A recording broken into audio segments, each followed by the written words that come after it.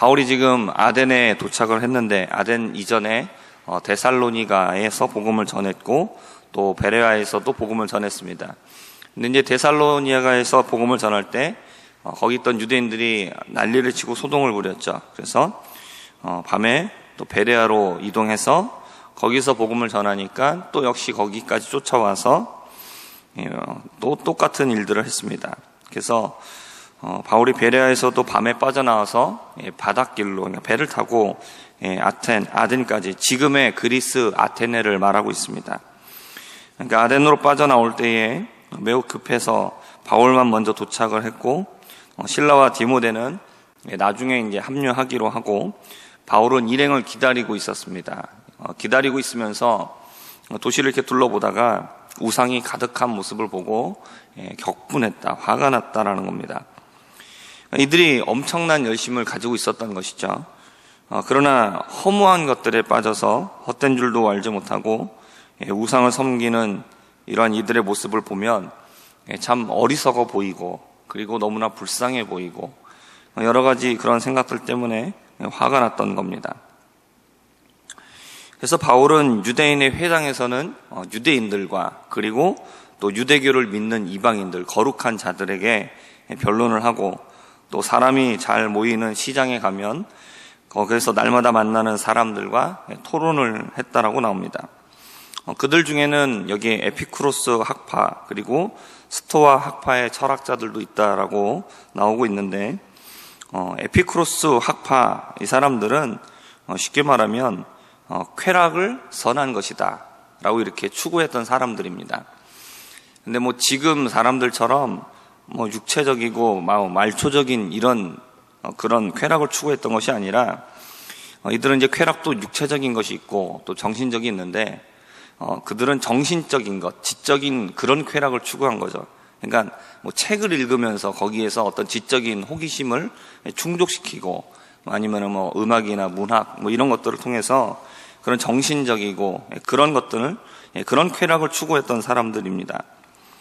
이들이 가장 좋은 것이다 라고 여기는 건 뭐냐면 정신적인 쾌락을 통해서 마음이 평온해진 상태, 이게 이제 최고의 것이다 라고 이렇게 생각을 했습니다. 근데 이들이 생각하고 있었던 어떤 우주에 대한 관념이 뭐냐면 이들은 이런 생각을 했어요.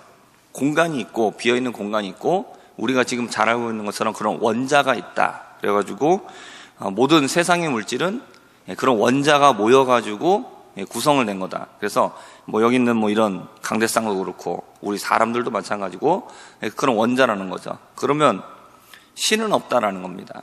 그러면 이제 죽으면 그럼 사후세계가 있느냐? 그런 거 없고 죽음이라는 것은 사람을 구성하고 있었던 원자가 흩어지는 거고 그리고 그럼 우리의 영혼은 뭐냐? 그럼 영혼도 마찬가지로 영혼을 구성하는 원자가 있어가지고 영혼을 구성하는 원자도 다 흩어지는 거다. 그러니까 몸이 되었던 영혼이 되었던 그 구성하는 원자가 있어서 다 흩어져 버리면 그러면 아무것도 아닌 것이다. 이렇게 얘기를 했다라는 거죠. 그리고 스토아 학파의 사람들은 이런 생각을 했습니다. 신이 가지고 있는 힘이 물질 안에 있다. 그리고 이런 신의 힘은 우리 인간에게도 있다라고 생각을 했다는 겁니다. 그리고 인간은 원래 이성적인 존재다. 그래서 이성을 가지고 신의 법칙을 인식하고 알 수 있고 그것을 따를 수 있는 존재다. 그게 인간이다 라고 생각했습니다. 그래서 인간이 가지고 있는 덕, 선한 것, 어떤 행복함, 그 다음에 자연을 따르는 이런 모든 것들은 다 이성적인 것들과 동일시된다라는 거죠. 그리고 반대적인 것, 이성이 아닌 감정이나 또 충동적인 모습으로 살아가는 것, 이런 것들은 잘못된 것이다 라는 거죠. 그렇기 때문에 이 스토아 학파 사람들은 금욕, 그러니까 충동적이지 않고 감정적이지 않기 때문에 이성적인 것을 원하기 때문에 금욕적이고 그런 평정한 마음의 상태를 가진 사람, 그 사람이 뛰어난 사람이다, 이 사람이 현자다 라는 것을 생각했다는 겁니다.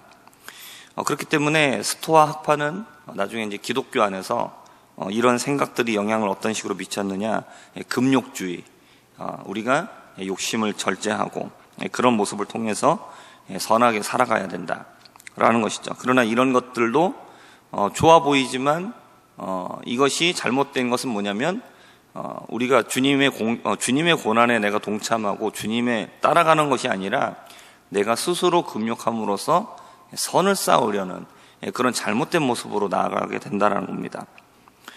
바울은 이렇게 당시 유행하고 있었던 두 학파의 사람들과 거침없이 논쟁도 벌였습니다. 그러니까 사람들이 말하는 겁니다.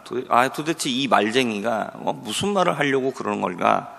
이렇게 사람들이 생각도 하고, 또 어떤 사람들은 예수와 부활을 이야기하기 때문에 우리가 알고 있는 신이 아니라 또 다른 신을 얘기하려고 하는구나 라고 생각도 했습니다.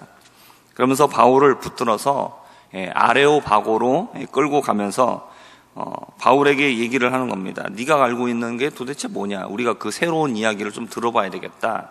이렇게 얘기를 했는데, 여기서 나오고 있는 아레오바고는 이 아덴에 있는 언덕에 있는 곳입니다. 그래서 여기서 재판을 하기도 하고, 그런 아덴의 풍습, 또 도덕, 교육, 또 새로운 종교, 철학 이런 것들이 들어오게 되면 거기에서 그걸 들어보고 이것이 합당하냐, 이거를 받아도 되겠냐, 뭐 이런 것들을 평가하고 통제하는 역할을 했습니다. 그곳에서 바울을 데리고 가서 바울에게 너의 그 새로운 가르침이 뭐냐, 너의 내용이 뭐냐, 이런 것들을 말하라고 요구했습니다. 그래서 바울이 오늘 말씀 속에서 그런 얘기를 하죠. 자신의 복음을 전하는 얘기를 하게 됩니다. 그러면서 하는 얘기가 뭐냐면, 내가 아덴에 와서 보니까 너네들이 종교심이 참 많다. 그래서 근데 너네들이 보니까 여러 가지 제단을 여기다 쌓았는데 그 중에 어떤 제단이 있었냐면 알지 못하는 신에게 드리는 제단도 있었다라는 겁니다. 그러니까 자기들이 나름대로 이런 신 저런 신이 다 있을 거다 이렇게 생각을 했는데, 또 그러다 보니까 자신들이 한계가 있겠죠. 그래서 우리가 알지 못하는 신도 있지 않을까 그러면서 거기에 제단도 만들었다는 겁니다. 그래서 너네들이 이렇게 종교심이 많고 너네들이 늘 열심히 있는데, 내가 너네들이 생각하는 그 알지 못하는 신, 그게 어떤 신인지를 내가 너네들에게 알려주겠다. 그렇게 접근을 합니다. 시작을 합니다. 그러면서 우주를 만드신 분이 계시다라는 거죠. 그리고 그것은 신전에 계시지 않는다. 너네들이 생각하는 것처럼 어떤 신전에 신이 거하는 것이 아니다. 그러면서 부족함이 없으시고 또 우리 만민에게 생명과 호흡을 주시는 것이다. 그러니까 이 철학자들이 생각했던 것처럼 그런 원자가 생겨서 결합돼서 되는 게 아니라 하나님이 주시는 거라는 거죠. 그리고 우리 인간을 만드시고 세상을 다스리시는 분이시다. 그리고 우리하고 멀리 떨어져 계신 분이 아니라 가까이 계신다. 왜냐?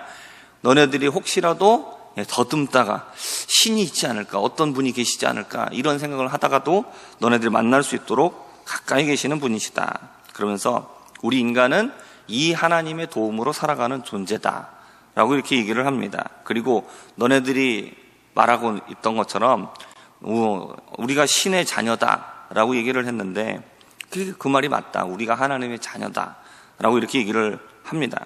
그러면서 이전에는 너네들이 그 하나님을 몰랐지만 이제는 너네들이 그것을 듣게 하시고 너네들이 회개하도록, 너네 몰랐던 다른 신들을 막 섬겼던 그런 하나님을 알지 못했던 그런 상황에서 이제 돌이켜서 이제는 이 하나님이 계시다라는 것을 너네들이 알고 하나님을 믿게 하시고 있다. 그래서 나를 보내셨다. 이런 얘기인 거죠.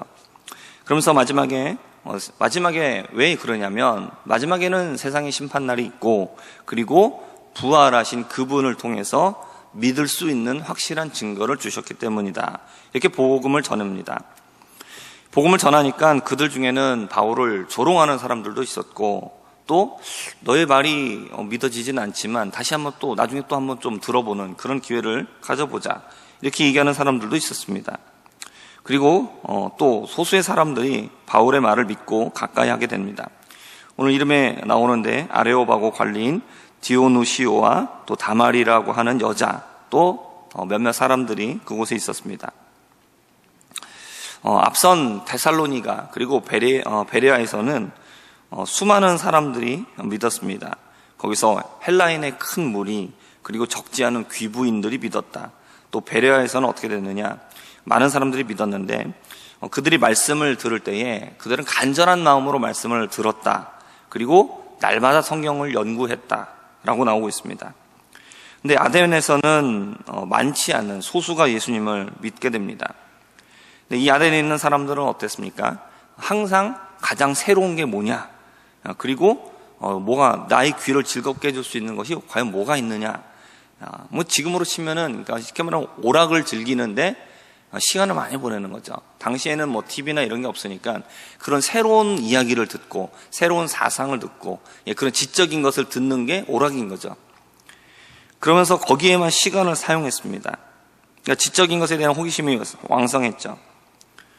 그러나 데살로니가 베레아 지역과 비교해 보면 그곳에는 많은 사람들이 예수님을 믿었는데 반면에 이 아덴에서는 적은 수의 사람들이 복음을 믿게 됩니다.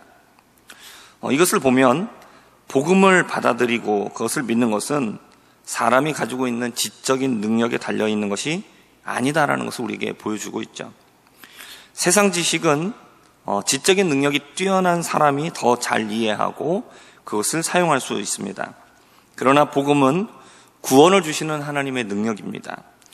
그래서 이 복음을 뭐 새로운 철학 사상이다 아니면 새로운 종교들 중에 하나다 이렇게 여기는 사람들은 절대로 복음을 이해하고 받아들일 수가 없는 것이죠.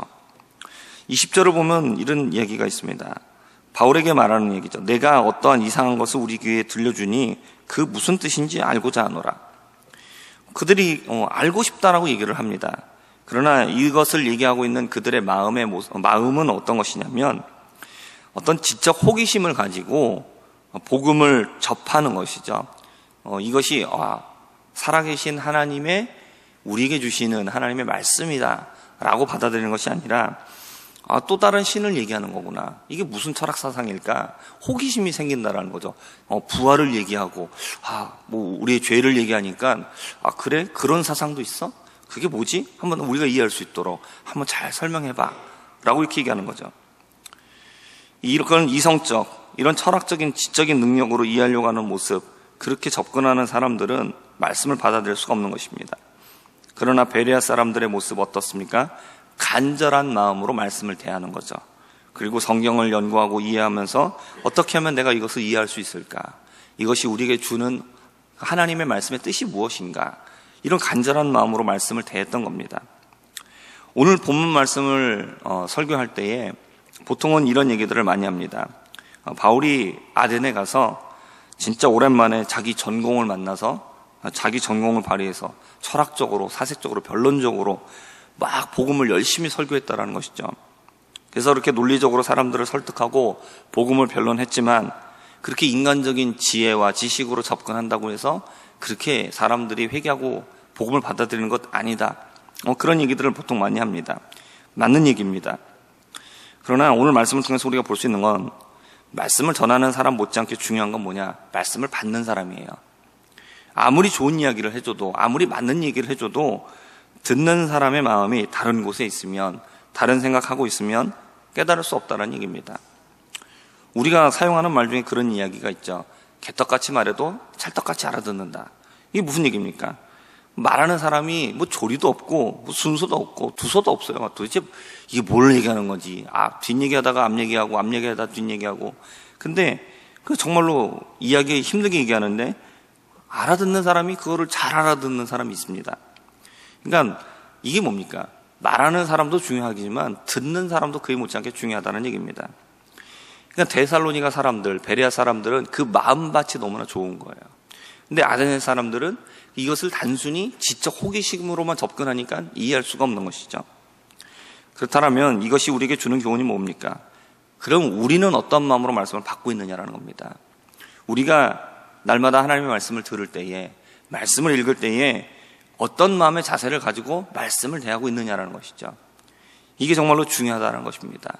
그런 좋은 마음을 가지고 접근할 때에 하나님의 말씀도 깨달을 수 있는 것이고, 겸손한 마음으로 하나님이 내게 주시는 교훈이 무엇인가, 내가 오늘 버려야 할 죄가 무엇인가, 내가 따라가야 될 하나님의 말씀이 무엇인가, 내가 순종해야 될 것이 무엇인가, 이런 간절한 마음으로 받을 때에 진리를 깨닫고 그 뜻대로 살아갈 수 있다는 이야기입니다. 그러므로 오늘 우리가 말씀을 통해서 우리의 마음의 밭을 점검하고, 내가 정말로 좋은 밭인가, 아니면 내가 가시밭과 돌밭과 같은 그런 마음인가, 아니면 굳은 마음으로 내가 말씀 받고 있지 않는가 돌이켜보면서 나에게 좋은 마음 주시기를, 열린 마음 주시기를 기도하고 또 말씀을 깨달아 살아갈 수 있는 우리 모두가 되기를 주님의 이름으로 축복합니다. 기도하겠습니다. 하나님 아버지, 세상에 많은 지식이 있고 하나님 정말로 많은 세상에 지혜가 있습니다. 하나님, 그러나 그런 지식과 지혜로 하나님, 우리가 하나님의 말씀을 받으면 하나님의 말씀을 이해할 수 없고 믿을 수 없습니다. 하나님, 정말로 열려진 마음으로 하나님 말씀을 들을 때에 우리가 말씀을 깨닫고 또 말씀대로 살아갈 수 있는 줄 믿습니다. 하나님, 우리의 마음이 좋은 밭 되게 하여 주옵시고 하나님 열린 마음 되게 하여 주시옵소서. 말씀하시는 대로 하나님 아멘하여 순종할 수 있는 사람들 되게 하시고 하나님 말씀의 진리를 깨달아 알게 하여 주시고 그 뜻대로 살게 하여 주옵소서. 감사드리며 살아계신 예수님의 이름으로 기도합니다. 아멘.